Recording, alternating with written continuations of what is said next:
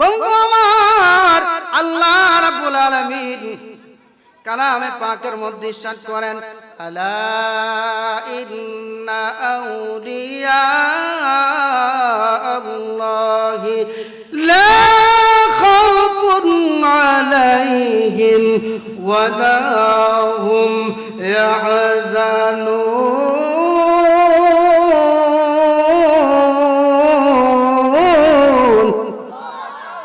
আরো জোরে বলেন আল্লাহু আকবার। কোরআন তেলাওয়াত ভালো না গেলে খারাপ লাগে। আজকে জুমায় বলেছিলাম, বাবারে ১৫০০ বছর আগে কোরআন আইছে। সুবহানাল্লাহ, ১৫০০ বছর আগে কোরআন আইছে। আল্লাহ রাব্বুল আলামিন আমাদের নবীর মাধ্যমে নবীর উপরে কোরআন অবতীর্ণ করেছেন। সুবহানাল্লাহ। এই কোরআন কোনদিন পুরান হয় না। ইমাম সাহেব ৫ ওয়াক্ত ফজরের সময় পড়ে আলহামদুলিল্লাহি রাব্বিল আলামিন আর রহমানির রহিম মালিকি ইয়াউমিদ্দিন। সুবহানাল্লাহ বলেন না? إياك نعبد وإياك نستعين اهدنا الصراط المستقيم صراط الذين أنعمت عليهم غير المغضوب عليهم ولا الضالين।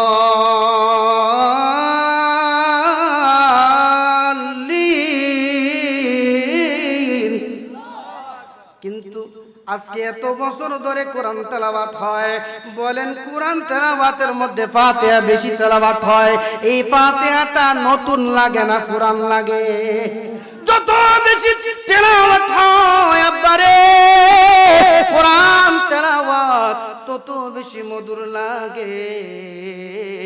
কিন্তু আমি ছোটবেলায় যেই গান শুনেছি, এই গান তো দূরের কথা, এই গানের শিল্পীর নাম অনেকে বলতে পারবে না। ঠিক না বেঠিক? কত গান আইলো, কত গান গেল, কত নাটক সিনেমা আইলো আর গেল, কিন্তু বাবা সব কিছু পুরান হয়ে যায়। আমরাও একদিন পুরান হয়ে যাব, কিন্তু আল্লাহর কালাম কোনদিন পুরান হবে না। সুবহানাল্লাহ। আল্লাহর নবী দাউদ আলাইহিস সালাতু ওয়াস সালাম যখন তিলাওয়াত করবে, জান্নাতি মানুষরা শুনিয়া মনোমুগ্ধকর হইয়া প্যার নবী রাসূল আকরাম নূরে মুজাসসাম সাল্লাল্লাহু আলাইহি ওয়াসাল্লামের কাছে বলবে, ইয়া রাসূলুল্লাহ আপনি তিলাওয়াত করেন। সুবহানাল্লাহ। নবী তিলাওয়াত করবেন, আর রহমান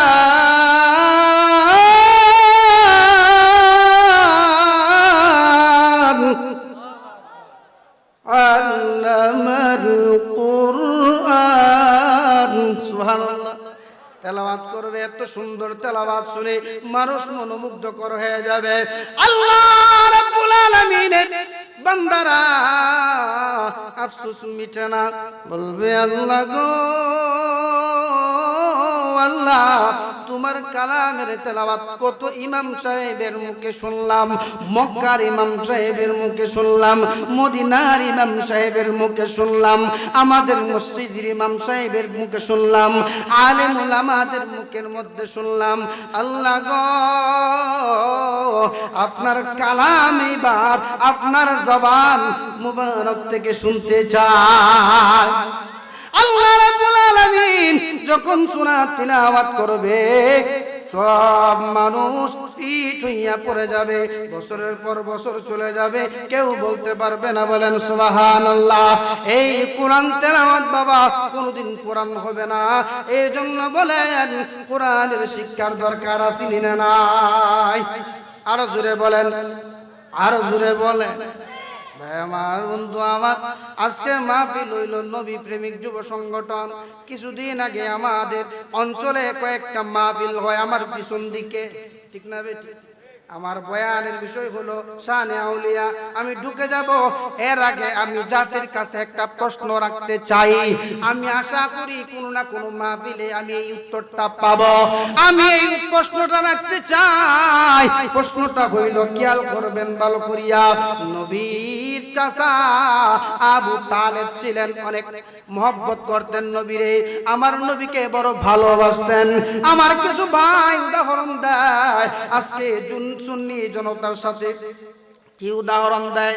উদাহরণ দেয় আবু তালেব নবীরে ভালোবাসত, ৪৫ বছর পর্যন্ত নবীরে ভালোবাসছে, নবীরে দেখছে, দেখা রাখছে, শয়তানদের হাত থেকে নবীরে বাঁচায়া বাঁচায়া রাখছে।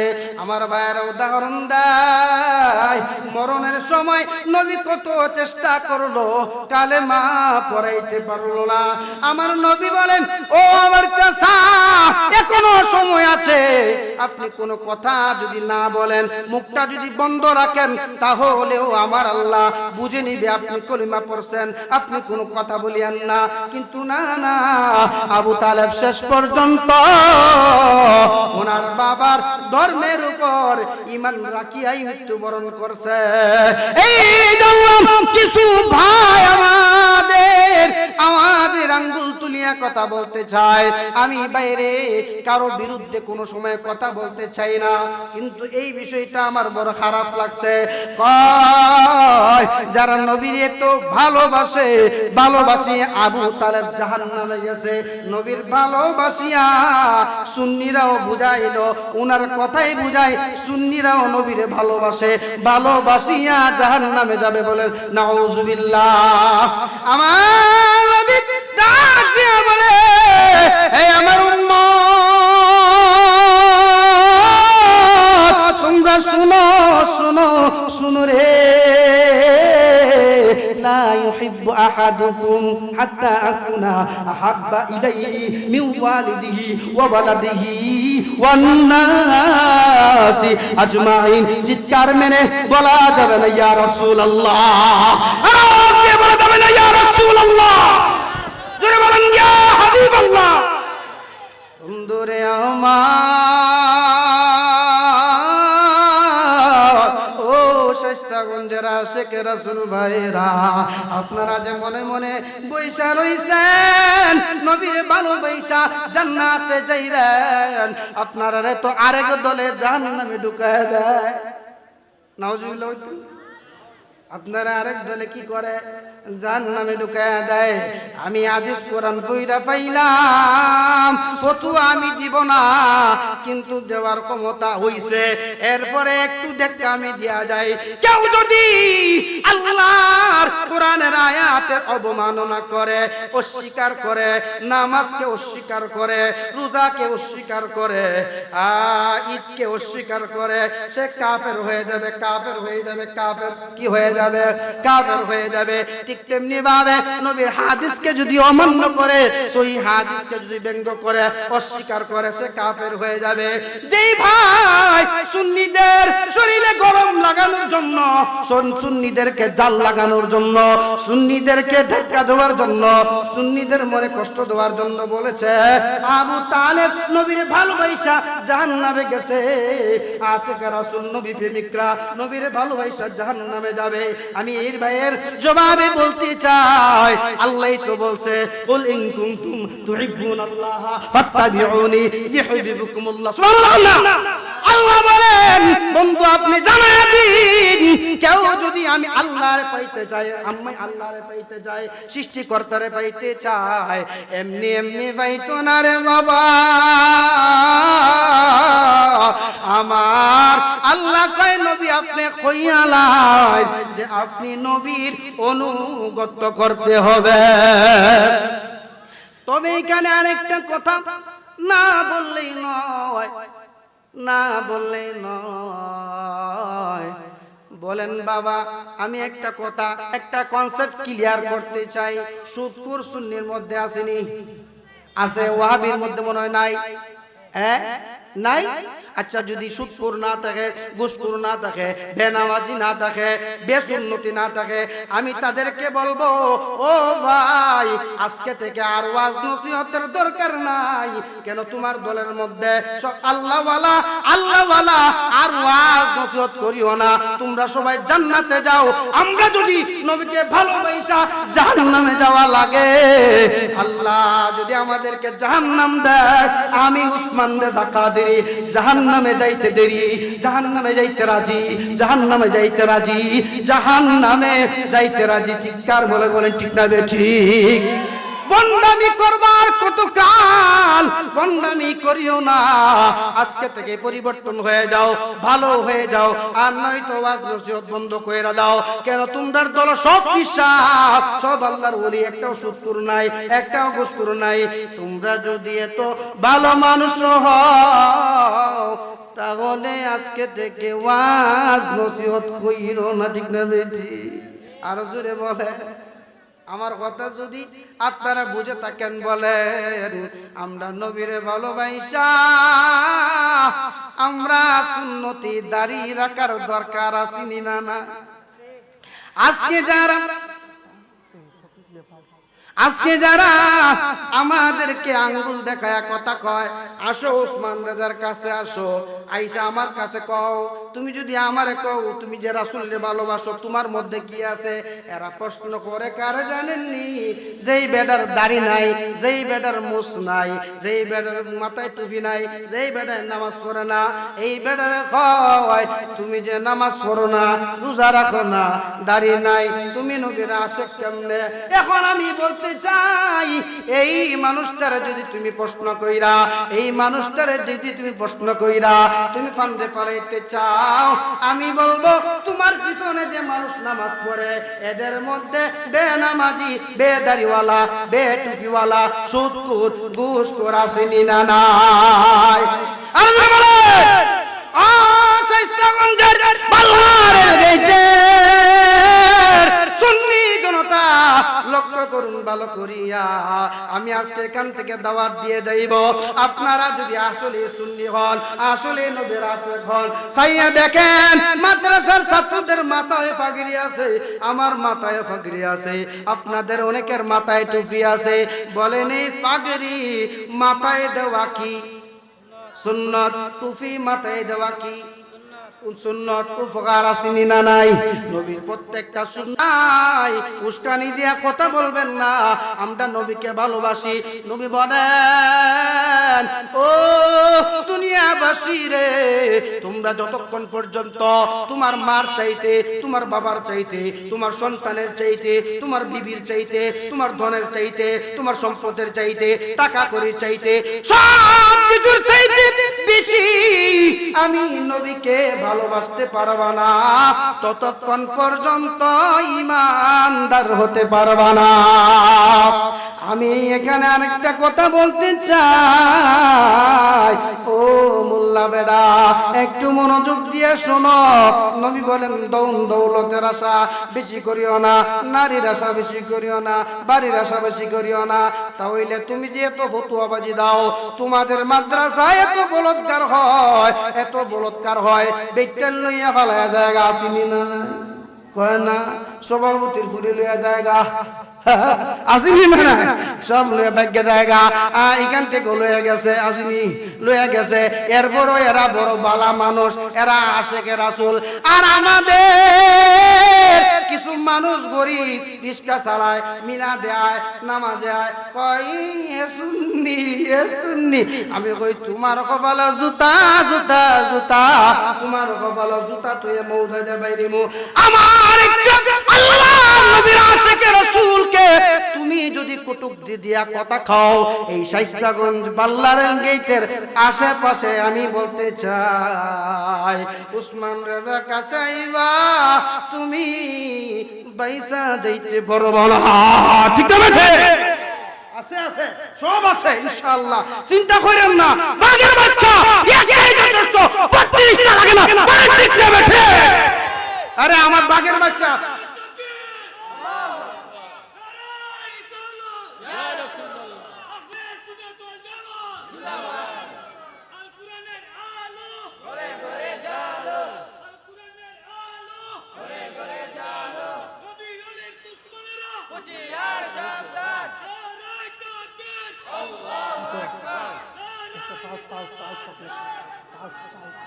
ভাইরা আমার বলতে চাই, আমার মাগরিবের পরে আমার একটা ছাত্র ওয়াজ করছে, শুনছেন? দোয়া করবেন। আমি হয়তো গরিব বাবার সন্তান হওয়ার কারণে বড় ডিগ্রি লাগাইতে পারি নাই, বড় মাদ্রাসায় যাইতে পারি নাই, কিন্তু এখন আপনাদের শাইস্তাগঞ্জের ওসমান রেজা কাদেরী আপনাদের দোয়ায় আগামী কিছুদিনের ভিতরে সার্টিফিকেট মুফতি লাগাইব। আলহামদুলিল্লাহ কোন আপনারা খুশি না বেজার? আর জোরে বলেন খুশি না বেজার? আমি যদি উপরে উঠি আপনাদের লস হইবনি, আমারা যদি আপনারা দোয়া করে উপরে উড়াইয়া দেন লস হইবনি, আপনারা যদি আমার টানেন তাহলে আমার লস, ঠিক না ঠিক? একটু মায়া করবেন, ভালোবাসবেন, আপনাদের ভালোবাসা ছাড়া উপায় নাই। কারণ এই দুনিয়ায় আমার বাবা নাই, যার বাবা নাই তার আসমানে কোনো ছায়া নাই, দ্বিতীয়ত আমার টাকা নাই, তৃতীয়ত আমার লাডি নাই, ঠিক না ঠিক? আপনারা যদি মায়া করেন, ভালোবাসেন, আমি হইমু আমার ছাত্র প্রত্যেকটা ছাত্রদেরকে আমি দেখাইয়া দিব আমি জামানার শ্রেষ্ঠ আলেম বানায়া ছাড়বো ইনশাআল্লাহ। আমি আমার কনসেপ্টে ঢুকে যাই, আমার বিষয় ওলিয়া উলিয়ার কেরামত, ওলিয়া উলিয়ার শান। আজকে আপনাদের সামনে বাবা ওলি আল্লাহর শান নিয়ে কয়েকটা কথা বলবো, আমার গৌসে পাকের শান নিয়ে কিছু কথা বলবো। আপনারা এতে শুনতে রাজি আছেননি? বলেন আসেননি সবাই? হ্যাঁ, সবাই রাজি আছেন তো ইনশাআল্লাহ? ওলি দিগর রাজা মহারাজ, ওলি দিগর রাজা মহারাজ, বেরাবানি তুমি কুতুবে রাবানি, আব্দুল কাদের জিলানি, আব্দুল কাদের পরে নলি দিগর সানি, আব্দুল কাদের জিলানি পরে। বাবারা আমার, বন্ধুরা আমার, আমি ঢুকে গেলাম আমার বয়ানের ভিতরে, আপনারা আমাকে মাফ করে দিবেন, কারণ বিভিন্ন সময় বিভিন্ন দিকে যাওয়া লাগে, না গেলে আলোচনার সৌন্দর্য আসে না। এই জন্য বলতে চাই আব্দুল কাদের জিলানী ছিলেন জামানার শ্রেষ্ঠ আল্লাহর ওলি। সুবহানাল্লাহ কোন? আদম আলাইহিস সালামকে আল্লাহ পয়দা করার পরে, আদম আলাইহিস সালামকে আল্লাহ সৃষ্টি করার পরে আল্লাহ কুদরতি হাত এইভাবে আদমের পিঠের মধ্যে দিলেন। আদমের পিঠের মধ্যে দেওয়ার পরে আল্লাহ রাব্বুল আলামিন আদমের পিঠের মধ্যে এইভাবে বুলানোর পরে আদম আলাইহিস সালাম বলেন, আমি দেখতেছি আমার সামনে অনেক দলে দলে রূহগুলো আসতেছে। একদল রূহ হইল নবীদের, আরেকদল রূহ হইল রাসূলদের, আরেকদল রূহ হইল ওলিদের, আরেকদল রূহ হইল মুমিনদের। এর মধ্যে একজন রূহরে আমি দেখতে পাইলাম। আল্লাহ কয়, আদম এই শেষ, আর তুমি কোনোদিন এদেরকে দেখতে পারবা না। এরা এমন নবীর, এমন দামি নবীর উম্মত, এই নবীর উম্মতদেরকে তুমি আর কোনোদিন দেখতে পারবা না।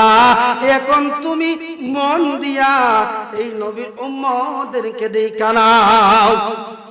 আদম বলে, আল্লাহ দেখাইছেন ভালো কথা, কিন্তু আমার সামনে এই ওলিদের কাফেলার মধ্যে একজন সুন্দর সুদর্শন একজন ওলির রূহ দেখা যায়। এই উনিকে আল্লাহ রাব্বুল আলামিন আদম রে ডাক দেয়া কয়, ওরে আদম, উনি আর কেউ নয়, সে হইল জামানাত যখন আমি নবুয়তের দরজা বন্ধ করে দিব, লা ইলাহা ইল্লাল্লাহ মুহাম্মাদুর রাসূলুল্লাহ দিয়া নবুয়তের দরজা বন্ধ হয়ে যাবে। তখন জামানায় সবচাইতে বড় আল্লাহর ওলি হবে আব্দুল কাদের জিলানী। আর জোরে কন্যা সুবহানাল্লাহ। বন্ধুরে আমার, আপনারা সবাই আব্দুল কাদের জিলানীর ঘটনা মোটামুটি জানেন। ওনার আব্বা জান ছিলেন বড় আল্লাহর ওলি আবু সালে জঙ্গি মুসা। উনি ইবাদত করতেন, রিয়াজত করতেন। উনি যখন অল্প বয়স ছিল, ওই অল্প বয়স থেকে উনি রিয়াজত করতেন। উনি অনেক বড় আল্লাহর ওলি ছিলেন, আলেম ছিলেন, শুধু ওলি না আলেম ছিলেন। উনি নদীর ধারে বসে বসে রিয়াজত করতেছে। এই রিয়াজত অবস্থায় এই আল্লাহর কি লীলা খেলা, ওরে আল্লাহ খাবারের জন্য পাগল না, ওলি আল্লাহ খানির জন্য পাগল না, ওলি আল্লাহ ঘুমের জন্য পাগল না, ওলি আল্লাহ দুনিয়ার কোন কিছুর জন্য পাগল না, ওলি আল্লাহ পাগল একমাত্র আল্লাহর জন্য। বলেন সুবহানাল্লাহ। বন্ধু বলে যেতে চাই আল্লাহর ওলি আব্দুল কাদের জিলানী রাব্বা আবু সারে মুসা জঙ্গি নদীর পাশে যখন বইলেন গো, বৈশা তার দেখতেছে নদীর কাছ দিয়ে একটা ফল বাইসা যায়। ক্ষুধার জ্বালায় উনি অনেক দিন ধরে 3 দিন ধরে কোনো কিছু খায় না। এই ক্ষুধার জ্বালায় এই ফলটারে পানির থেকে উঠাইয়া উনি কোনো কিছু চিন্তা না করিয়া এই ফলটারে খাইলেন। খাওয়ার পরে বাবা ওনার মনের মধ্যে আসলো, ফলটা যে খাইলাম এই ফলটা কার খাইলাম? এইটা তো আমার ফল না। শায়েস্তাগঞ্জের মানুষ বলেন এইখানে একটা ফলের ভান্ডার আছে, অনেক ফল রাখা হয়। অনেক মানুষ এমন আছে দোকানদার নাই একটা ফল খায়ালায় আসেনি, কয় আমার বাইরে, কিন্তু না না না, কাছ থেকে বাইরা যদি খাও বাবা অনুমতি লাগবে, ঠিক না বেঠি? কাউসে বাগের আব্বা চিন্তা করলেন আমি ফল খাইলাম, ওনার তাকুয়া এমন ছিল, চিন্তা করলেন যে ফলটা খাইলাম এই ফলটা তো আমার না, এই ফলটা কার? কি খুঁজে আবার করতে হবে। 1 দিন 2 দিন 3 দিন 4 দিন হাঁটতে হাঁটতে হাঁটতে হাঁটতে উনি উজানে হাঁটে এইটা দেখতেছে সুদর্শন একটা বিল্ডিং দেখা যায়। বিল্ডিং এর আগে একটা বাগান দেখা যায়, বাগানের ভিতরে অনেক ফলের গাছ আছে, আর 2টা ফলের গাছ আছে একদম নদীর কাছে। এই ফল এই গাছের উনি বুঝে ফেলেছেন, আর বুঝতে ওনার বাকি রইল না। এই গাছের ফল এই ডালটা নদীর পাশ, নদীর উপরে গেছে। সুবহানাল্লাহ না? আব্দুল কাদের জিলানী রাব্বা সঙ্গে সঙ্গে বাগানের ভিতরে ঢুকে গেলেন। ঢুকিয়া বলতেছে কে আছেন? বাগানের মালিক আসেন, এই বাগান থেকে আমি একটা ফল পাই, একটা ফল খাইলাম, নদী দিয়া একটা ফল গেছে, এই ফলটা আমি খেয়েছি, আপনি কে আছেন গো? এই বাগানের মালিক, আপনি আসেন, আমি মুসা জঙ্গিরে মাফ করে দেন। সংক্ষেপে বলতেছি এখানে অনেক কাহিনী আছে। মুসা জঙ্গিরে যখন আব্দুল্লাহ সানাম পাইলে, উম্মুল খায়ের মা ফাতেমার আব্বা পাইলেন, যখন উনি গেলেন একটা ফলের জন্য ক্ষমা চাইতে, যে ফলটা পাওয়ার পরে খাইছেন, বলেন পাইয়া যদি রাস্তার ধারে কেউ খায়ালায় কোনো অসুবিধা আসেনি? কোনো অসুবিধা নাই। আমরা তো না হয়ে খালাই, আসে পাইয়া খাইছে, কোনো অসুবিধা নাই। আব্দুল কাদের জিলানীর নানা জান বুঝতে পারলেন এই যোগ্য হবে আমার মেয়ের জন্য, আমার মেয়ের জামাতার জন্য যোগ্য হবে। বলো সুবহানাল্লাহ। আব্দুল কাদের জিলানী রাব্বা বললেন বাবা ঠিক আছে মাফ করতে পারি, কিন্তু শর্ত আছে, তুমি আমার এই বাগানের মধ্যে তুমি পরিচর্যা করবা, বাগানটা দেখবা, 12 বছর পর্যন্ত দেখবা। 12 বছর পর্যন্ত যদি আমার বাগানটারে তুমি দেখো তাহলে আমি তোমারে মাফ করতে পারি, মাফ করলেও করতে পারি। আব্দুল কাদের জিলানী নানা শুনতে মানিয়া চিন্তা করলেন একটা ফলের লাইগা, তাও আমি এত দূর থেকে আইছি কষ্ট কইরা, উনি তো উচিত ছিল আমার মাফ করে দিত, আমি জিলান থেকে এত কষ্ট করে আইলাম, কিন্তু আল্লাহর ওলি আমারে মাফ করলো না। সুবহানাল্লাহ। আল্লাহর কি লীলা বাবা রে। 12 বছর যাওয়ার পরে জিজ্ঞাসা করতেছে আব্বা আপনি আমারে মাফ করছেননি? কয় না না, আমি তো তোমারে মাফ করতে পারি, কিন্তু শর্ত আছে। আমি তোমারে বলেছিলাম মাফ করলেও করতে পারি, আজকে আমি তোমারে একটা শর্তে মাফ করতে পারি। শর্তটা হইল আমার একটা মেয়ে আছে সে অন্ধ, আমার একটা মেয়ে আছে লুলা, আমার একটা মেয়ে আছে বদির, আমার একটা মেয়ে আছে খুরা, আমার মেয়েটারে যদি শাদী করো তাহলে তোমারে মাফ করতে পারি।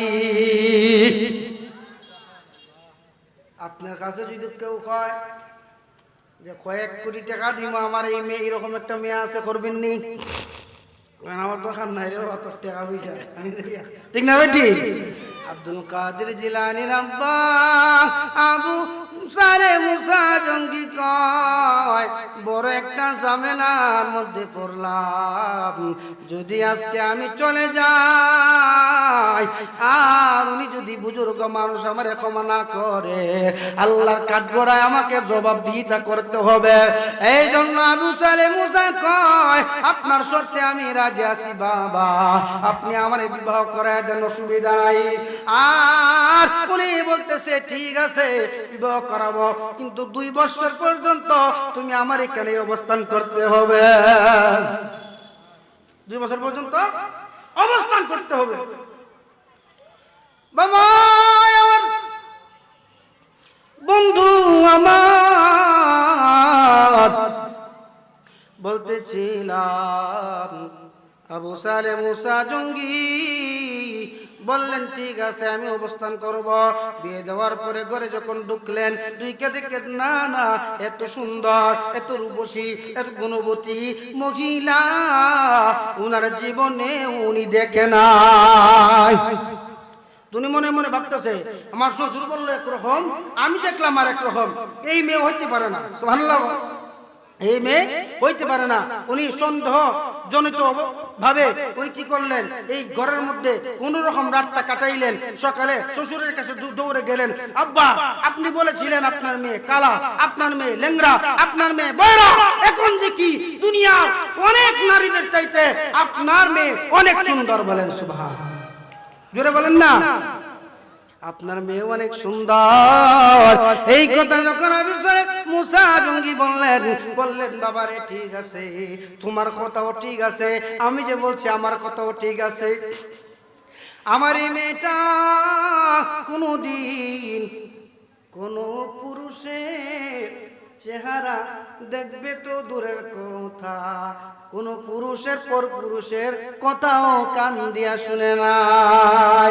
আল্লাহুম্মা সাল্লি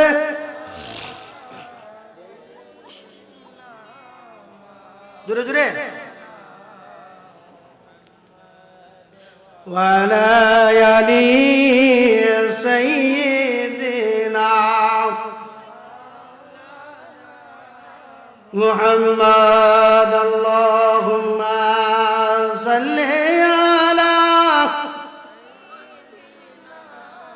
মাওলানা মুহাম্মদ ওয়া আলা আলি সাইয়্যিদিনা।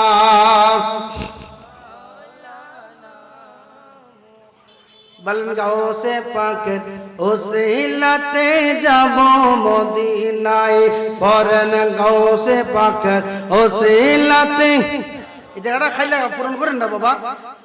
আমরা এসেছি সকলে নবীর দিদারের আশায়, পড়েন এসেছি সকলে আমরা দিদারের আশায়, গাউসে পাকের ওসিলাতে। জোরে জোরে আয় মোরা গাউসে পাকের ওসিলাতে যাব মদিনায়, মোরা বড় পীরের ওসিলাতে। আরে গাউসে পাক হয়েছেন যিনি, নবীজির আদরের তিনি, মা ফাতেমার নয়ন মনি বাগদাদে ঘুমায়। বলেন মা ফাতেমার নয়ন মনি বাগদাদে ঘুমায়। আয় গাউসে পাকের ওসিলাতে যাব মদিনায়, মোরা ওলি আল্লাহর ওসিলাতে নাই, মোরা ওলি আল্লাহর ওসিলাতে নাই। ওলিদের ওলি যিনি, মাহবুব সুবহান তিনি, ওলিদের ওলি যিনি, মাহবুব সুবহান তিনি, কুতুবের বানি যাকে বানাইছে নন্দাই বাবা, কুতুবের বানি যাকে বানাইছে নন্দাই। গাউসে পাকের ওসিলাতে যাব মদিনায় আমরা গাউসে পাকের ওসিলাতে যাব মদিনায় আয় হায় এসেছি সকলে নবীর দিদারের আশায় আমরা এসেছি দিদারের আশায় গাউসে পাকের ওসিলাতে এবার খাজা বাবার ওসিলাতে খাজা বাবার ভক্ত আসেননি না নাই আর জোরে বলেন আসেননি না নাই আরে হিন্দের ওলি খাজা বাবা হিন্দের ওলি খাজা বাবা তিস্তিয়া তরিকার রাজা হিন্দের ওলি খাজা বাবা তিস্তিয়া তরিকার রাজা আমরা সবাই তোমার প্রজা তোমার দয়া চাই বলো আমরা সবাই তোমার প্রজা তোমার দয়া চাই ওলি আল্লাহর ওসিলাতে যাব মদিনায় মোরা গাউসে পাকের ওসিলাতে মদিনায় এবার সওয়াল ফিরার ওসিলাতে যাব মদিনায় এবার গাউসে পাকের ওসিলাতে নাই এবার সওয়াল ফিরার ওসিলাতে এসেছি সকলে নবীর দিদারের আশায় আমরা এসেছি বলো না শায় সওয়াল ফিরার ওসিলাতে নাই বলো সওয়াল ফিরার ওসিলাতে নাই এবার পাস ফিরের ওসিলাতে যাব মদিনায় আয় হায় এসেছি সকলে নবীর বলে আমরা নবীর দিদার চাই কি চাই না আমার নবীর দিদার যদি কেউ একবার পায় রে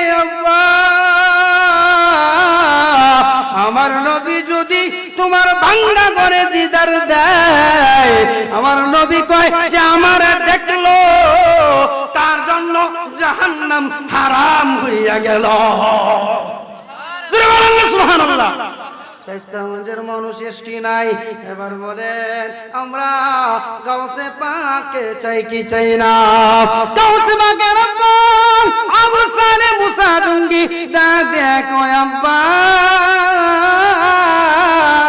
আপনি বললেন আপনার মেয়ে কানা আপনার মেয়ে দুবা আপনার মেয়ে দুলা খোরা আমি তো দেখি এত সুন্দর একজন মহিলা এইটা নিশ্চয়ই আপনার মেয়ে না হয় না না এটা আমার মেয়ে আমি তোমার এই জন্য বলেছি বাবা আমার মেয়ে আজ পর্যন্ত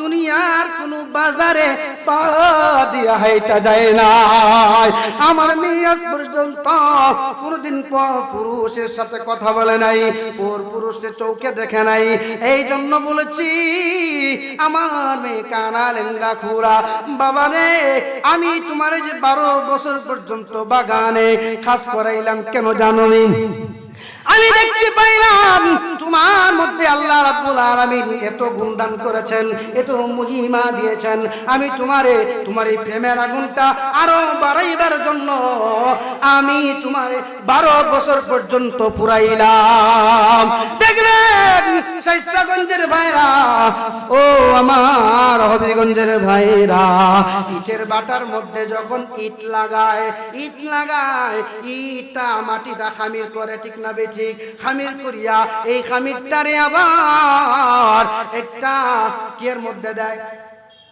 এই খামিরটারে তার নির্দিষ্ট একটা বাস্ক আছে এই বাস্কটার মধ্যে দেয় বাস্কটার মধ্যে দিয়া বাবা রেডি কইরা শুকাইয়া যখন ওই আগুনের মধ্যে দিয়া 1 মাস 2 মাস 3 মাস পর্যন্ত পুরায় এর মধ্যে থেকে কিছু ইটা 1 নম্বর কিছু ইট হয় 2 নম্বর কিছু ইটা 3 নম্বর সুবহানাল্লাহ ঠিক না ঠিক যেটা বলে বাবারে আমার